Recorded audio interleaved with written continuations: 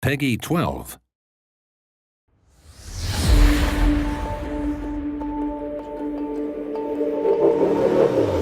Over 6 years ago, we launched Guild Wars 2.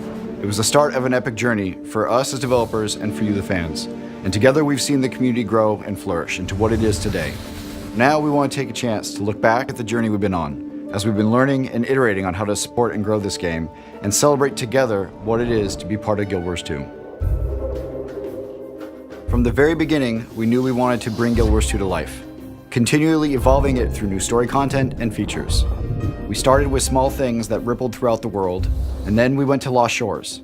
We told a brand new storyline on a brand new map with a brand new feature, the Fractals of the Mists. And it just kept evolving from there. We were embarking on a journey that nobody else had really tried to take before. To tell these stories that basically are richer and deeper because of the fact that they go on. It's like watching your favorite television show, except being a part of it. Over the seasons, Living World has evolved constantly in terms of how we think about what the story is that we're trying to tell. We had a ton of freedom early on in Season 1 to figure out what Living World really was. We were trying out new ways of telling stories in games, and it took us a while to sort of get a feel for what we could do. With Season 2, we tried out something pretty radically different from Season 1. We decided to tell a continuing story that would lead into our first expansion. And we started to explore new areas, like the Dry Top and the Silver Wastes.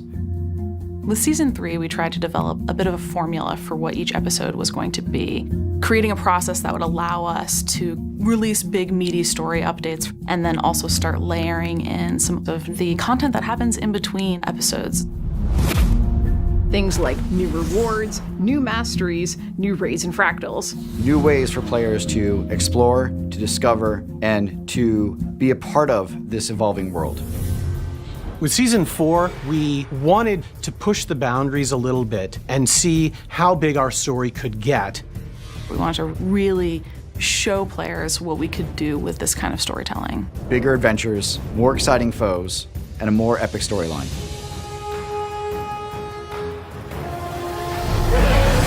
Living World just isn't about content, it's also about features. Living World provides us the opportunity to tell a larger story across multiple episodes in a way that dovetails with other things about the game, features and mounts, to all sort of integrate and support each other. With Living World, we like to provide something for all of our players. So with each release, we make sure to include updates to our story, but we also have a lot of other content types that we add, like raids and fractals, and new legendary weapons, and new festivals, and the current events that come out in between. They're all part of the Living World. Festivals are great because it's smaller bite-sized content that we can give players something to do during episodes. We have festivals like Winter's Day, the Festival of the Four Winds, and Halloween. They all show the status of the world and show the way that it's moving forward. Looking towards the future, we're excited to keep delivering on the promise of free, engaging episodic content in Guild Wars 2. You can expect more great things from us as we move directly from Season 4 into Season 5. This means more engaging stories that expand the world of Tyria, new maps to dive into and explore, and more gameplay features that change the way the game is experienced.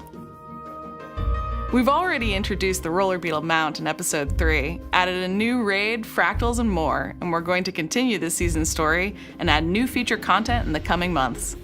We've got another raid, a new fractal, and one of my favorite features of the season, Sun's Refuge. It's a personal character instance in a familiar and historic location that goes all the way back to the original Guild Wars. You'll be able to rebuild the settlement with opportunities to unlock NPCs, collections, and rewards. And all of this without a monthly subscription fee. The remainder of this season is going to be one heck of a ride. We've really got this hurtling cannonball of a story that is so powerful that it needs to keep going. The most epic stuff we've ever done for Living World is coming in Season 4. We're pushing the limits of what the game can do and what we can do with the story. And we're excited to see this pay off in cool ways for you, the players. And to keep the story going into the future with Season 5.